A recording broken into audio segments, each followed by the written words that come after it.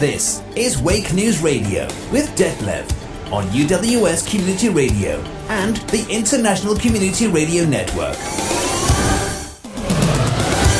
UWS-Radio and the International Community Radio Network is a joint partnership in Internet Community Radio, working to give each country a voice on a united global platform. You're listening to UnitedWeStrike.com radio. Don't buy, don't comply. Ask why. UnitedWeStrike.com radio.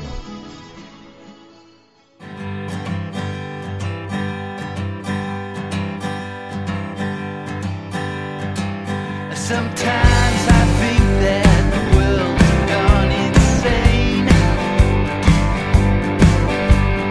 Multinational money, power and pain. I wanna shout it from the rooftop, shout it all over town. Hit them where it hurts, bring them down.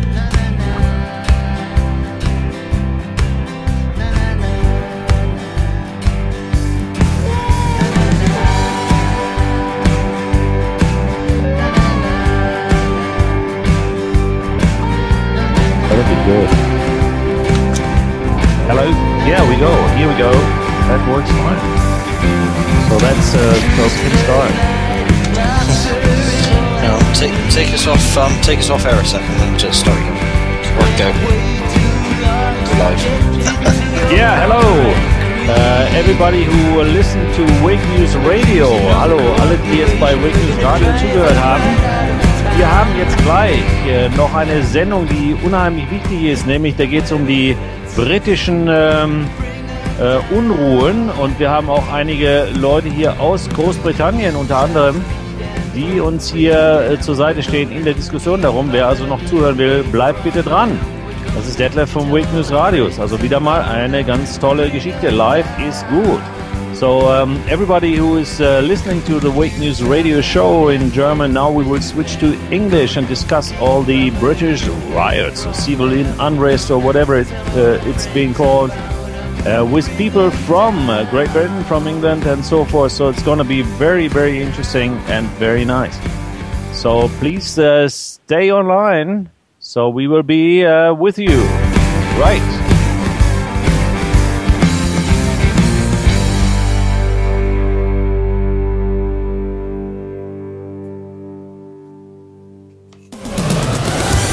UWS-Radio and the International Community Radio Network is a joint partnership in Internet Community Radio, working to give each country a voice on a united global platform.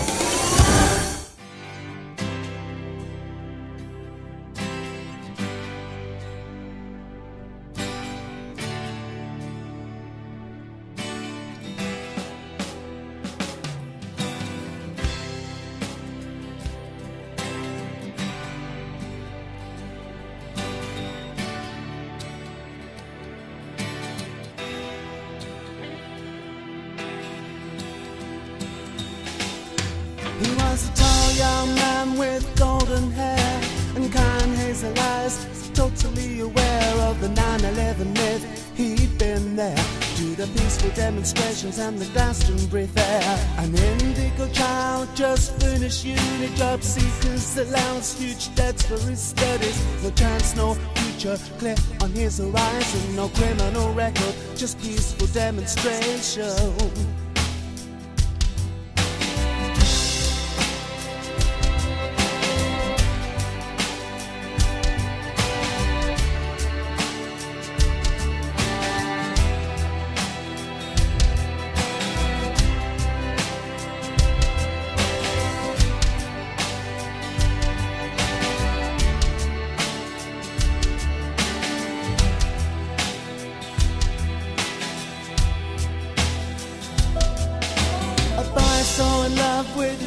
Sweetheart, always smiling, each day's a new life. Helping out his grand on the council allotment. Few beers now and then, keeping his nose clean. One bright summer's day, he takes a walk down the river. Sees an old man fishing, radiant face like an angel. Spots the young man with the smile, they get talking. Puts away his things and together they're walking. You got a girl on your mind, the old man says. I know I can tell, reminds me of my young days. Just after the war we were picking up the pieces. When I met my dear wife, who just passed away recently. What should I do, so I really love her dearly. I wanna get married and I mean that sincerely. I got no money, the future just looks grim. The old man looks in his eyes and just tells him, sooner is better than later, to know your truth and get it all over. With an open mind, golden heart full of love, with no shame and nobody else to blame. Life's too short to live just for me, though. Spirit knows best what the mind don't want to know. Calls it freedom when there's nowhere else to go. Cradle to grave, reap from what you sow. Sooner is better than later, cause it hurts real bad when you're waiting forever for someone to love, to hold and to care for. Chance to give, create, that's what you're here for. And what you are, who it is you mirror. Any given time, you're always getting nearer to the source, and the flesh doesn't matter. Now's the time, sooner is better.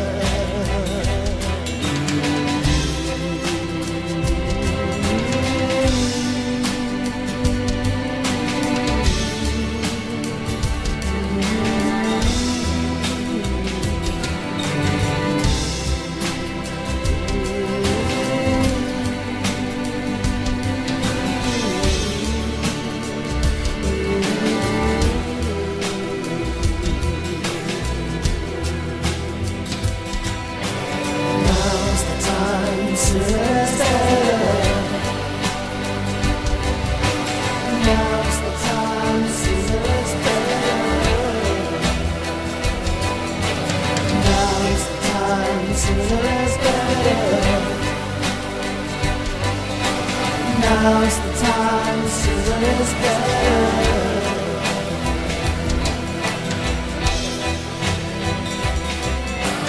Now's the time, sooner is better. Now's the time, sooner is better. Now's the time, sooner is better.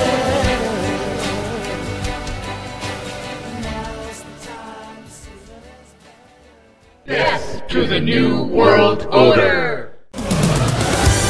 UWS-Radio and the International Community Radio Network is a joint partnership in Internet Community Radio, working to give each country a voice on a united global platform. Hello, this is Detlev of Wake News Radio, and I'm your host and producer for tonight for this special show on the issues which we are experiencing in Great Britain. And we have a great bunch of people here around to discuss the issue, what is really behind it. And I'm welcoming here some very well-known people. This is Rick, who's also working on UWS, on United We Strike Radio and IC Radio in Great Britain. And this is Alin. Alin, he's He's an artist. He has he makes music, and he will tell us about it. But he's also very active in politics. And we do have Brian Gerrish here from the UK, but they will talk about themselves later on, anyways. And who else will be joining here? It's Albert and Tony. So we will be looking forward to listening to your point of view concerning this this happening in the UK. So why don't you take over? Rick, are you there? Well, he might not be. So Alin, why don't you take over?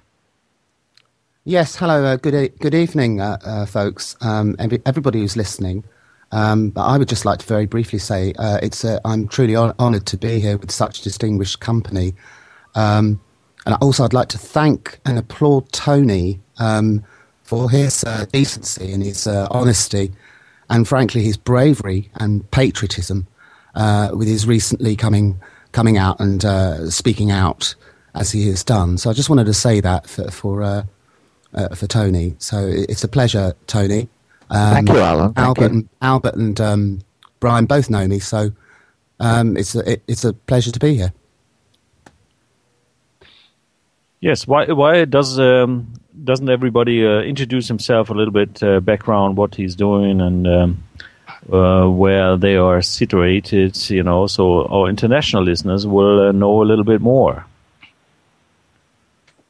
Okay. You should go.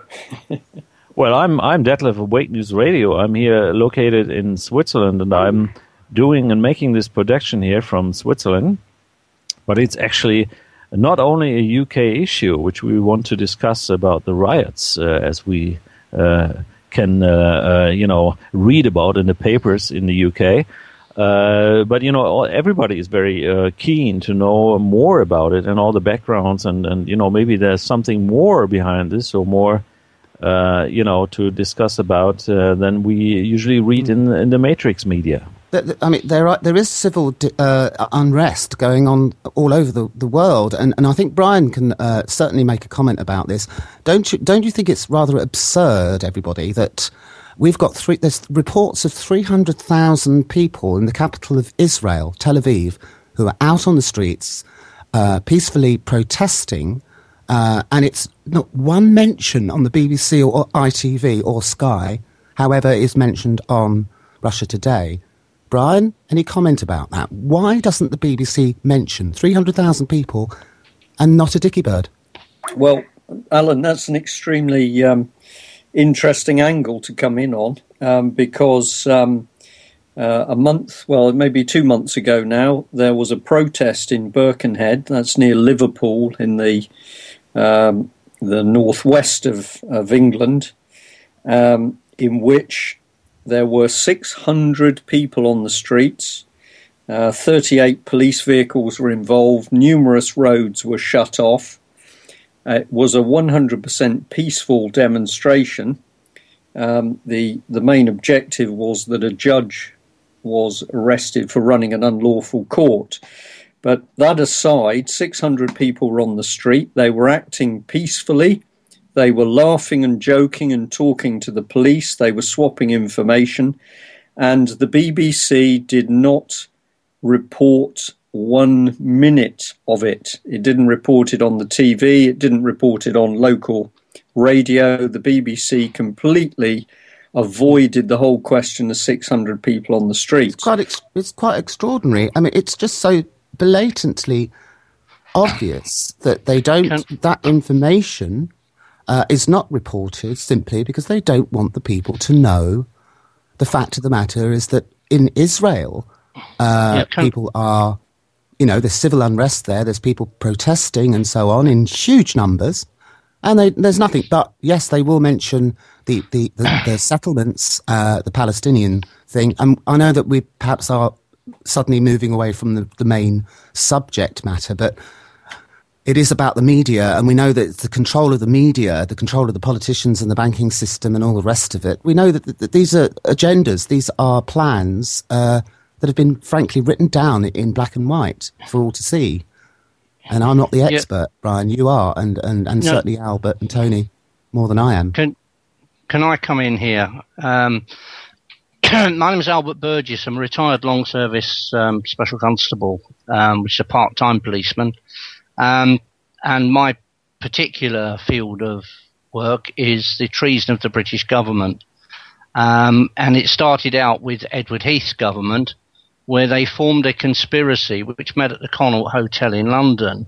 And these meetings, they had breakfast meetings there, which were attended by the heads of every national newspaper and senior people from the BBC and the ITV. And it was agreed at those breakfast meetings that all of the media outlets would follow the government line on this. And therefore the government actually suborned the freedom of the press when they had these meetings. The BBC, to be fair to them, didn't really want to join this. But William Whitelaw, who was the Lord President of the Privy Council at the time, and somebody that I've never ever trusted in my life, thankfully he's dead now, but he in fact was tasked with talking to the BBC, and after he'd spoken to the BBC actually came back online and agreed to sanitize any information that they had in order to suit the government ends. Now, the man who organised all this was a man called Norman Reddaway, who worked for a department which actually was a direct offshoot of the Office of Strategic Services. So Reddaway was actually a spy. And he, after this was all over, said that although they had actually cancelled the breakfast meetings, the actual networking organisation was still up and running and would go on running until such time as it has achieved its end. And the achieved its end was a united Europe with England as a country which did not own its own sovereignty anymore, and which was just a major part, or just a minor part, really, as history is showing us, because they never listened to us, of a greater European Union. So, I mean, basically, we can trace the government's control of media back to Edward Heath in the 1970s, early 1970s. If Brian would like to take over from that. That's really interesting. So going back to the as far back as Edward Heath and in the 1970s, which saw the beginnings of the European Union system, if you like. And Brian, what would you historically there it is.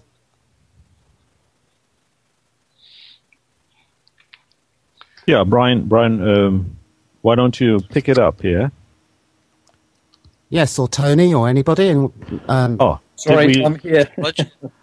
Did we lose you for a second? Yeah. No, that was my mistake because I'd muted the microphone. Okay. Okay. What I didn't do for listeners was just introduce myself a bit. I normally introduce myself that I was a former naval officer.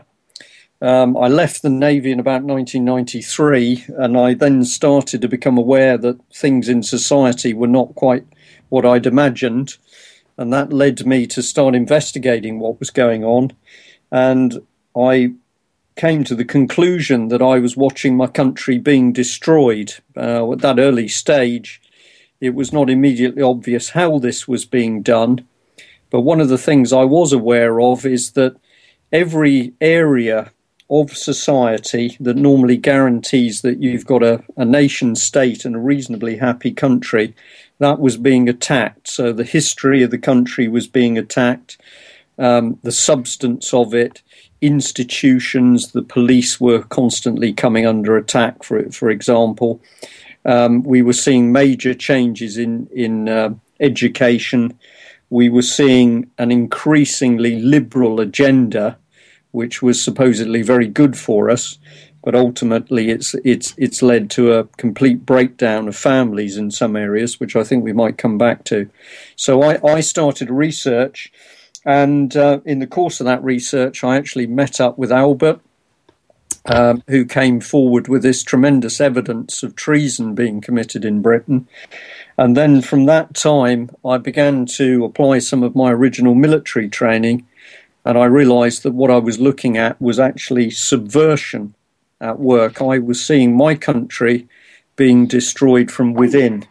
And without getting too technical too quickly, if you say who is destroying it, you are looking at people who are following a political agenda which is neither communism nor fascism. It's a combination of the two.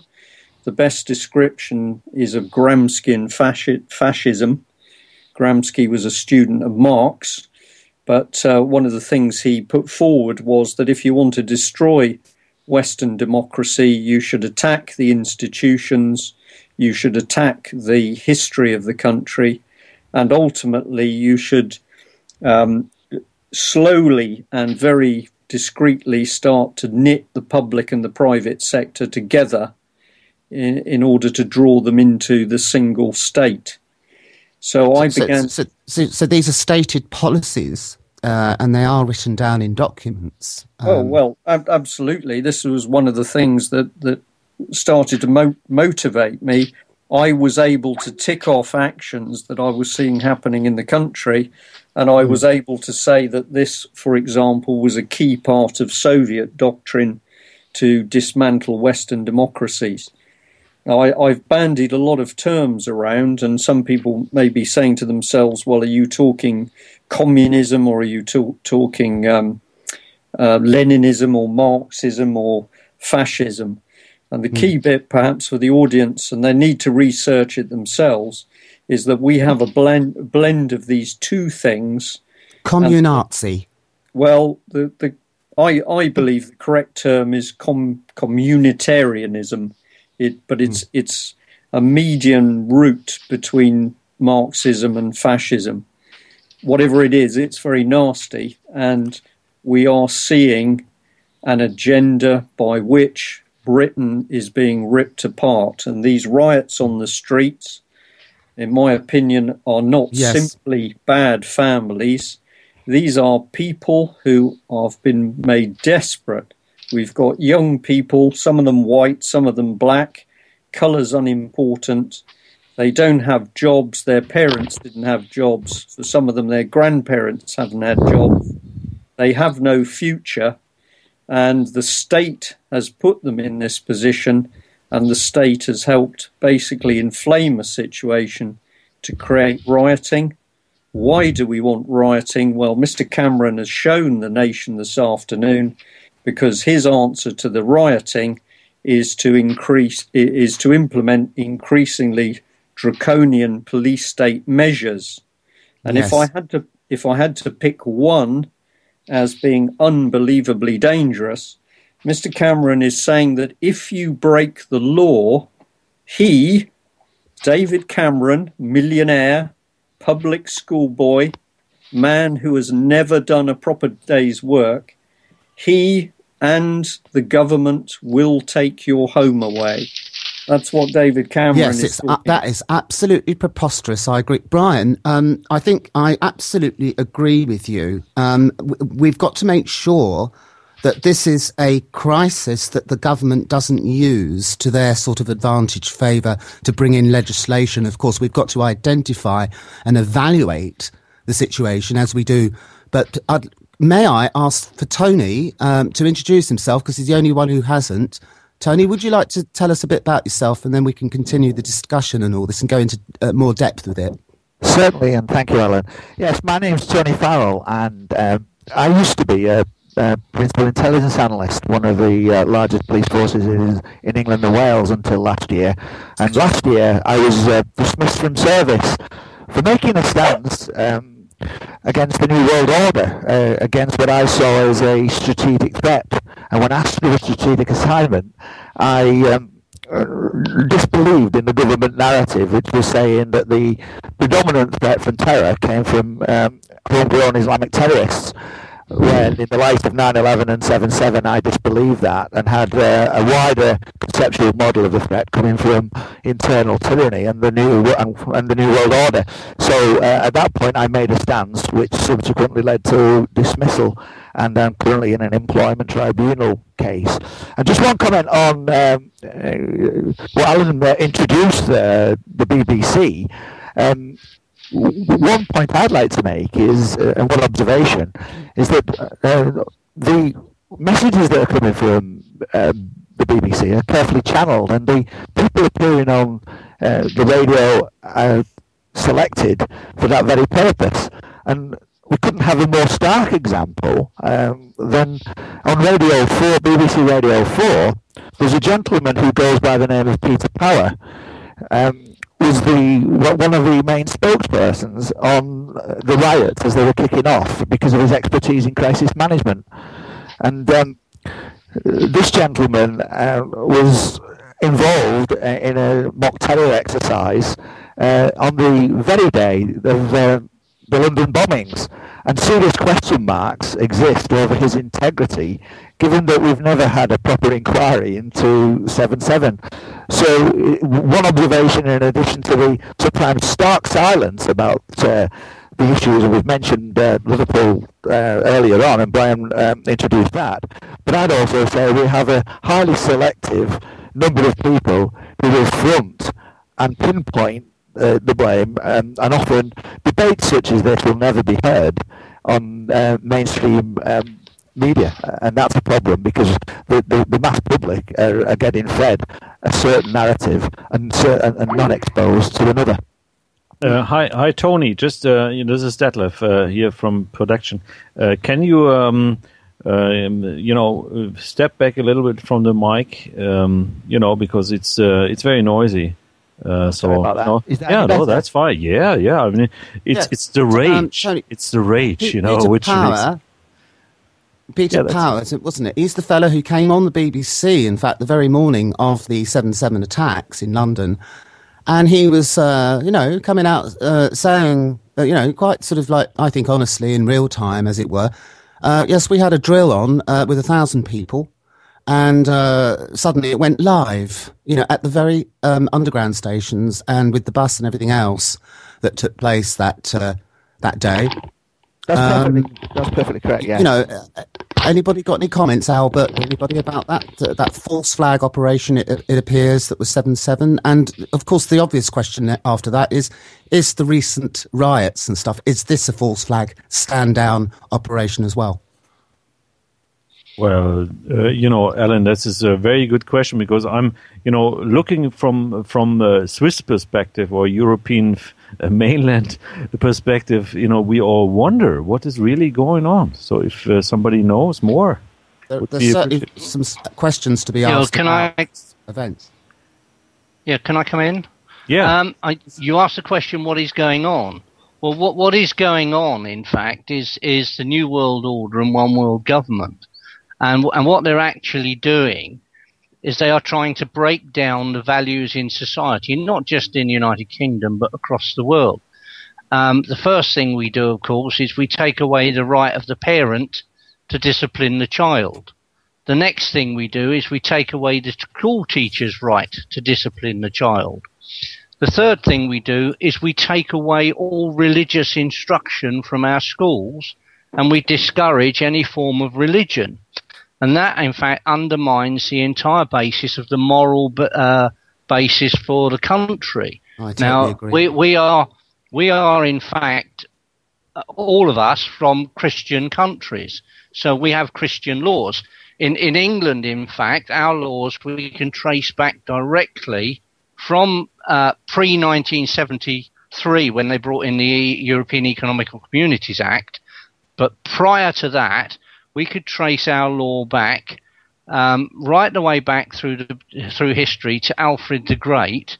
And if we look at Alfred the Great, we find that every single law that he had on his book of laws, which he wrote a book of law called the Dome, every single law had a biblical basis. So if you look at the laws in Alfred the Great, and if you look at the laws in England generally, for the last, however long it is, back to Alfred the Great, 1500 years or something, all of our laws have been based upon the Ten Commandments and the teachings of Christ. That is pretty much the same for every European country, and it doesn't matter whether you're a Protestant country or a Roman Catholic country. The law has been based basically on those teachings. So what they need to do is they need to actually destroy that background of religion and moral truth, if you like, in order that they can do things. Now, you add to that the fact that the family and the school don't have the right to discipline a child without getting crawled over by social workers and police officers. Add to that you actually destroy the industry in a country. England has been decimated since 1973, with all of our manufacturing industry virtually killed off. Everything's been bought up under this new world order thing of not having national companies but super international companies. So they buy up our factories and our docks and everything else. They call it the post-industrial age, don't they? Yeah. The post-industrial. Then they close them down and leave everybody on the dole, so that you've got no manufacturing industry, so you very quickly lose your skills base for your country. So your people in your country can't do anything. They don't know how.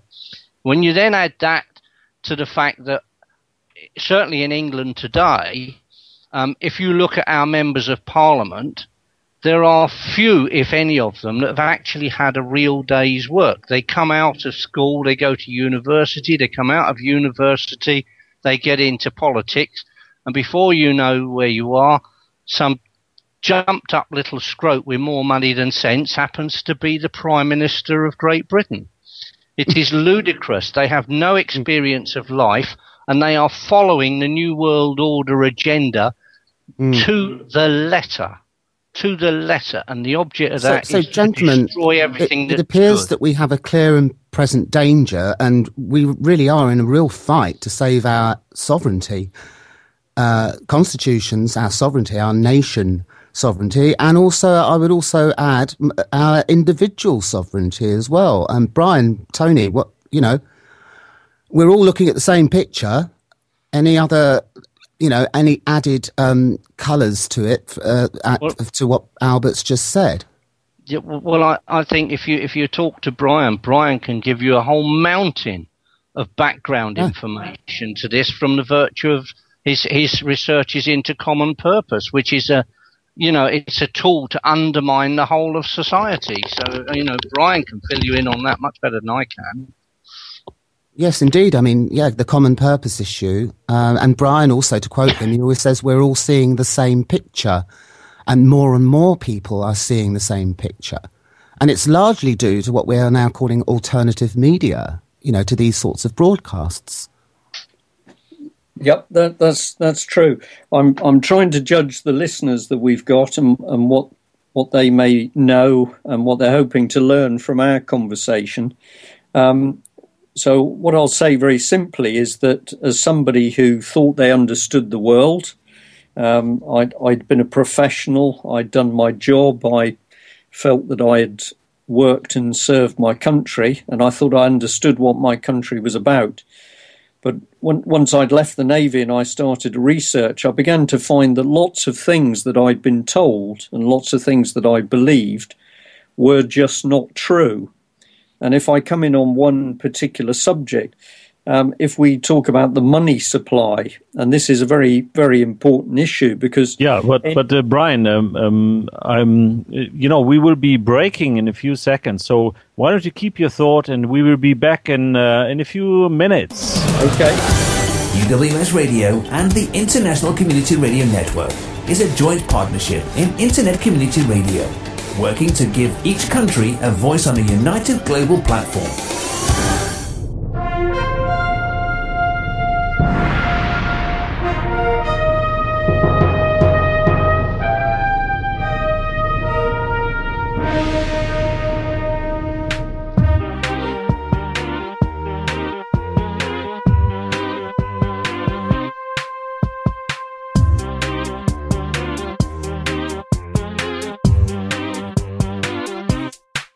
Sit back, little children.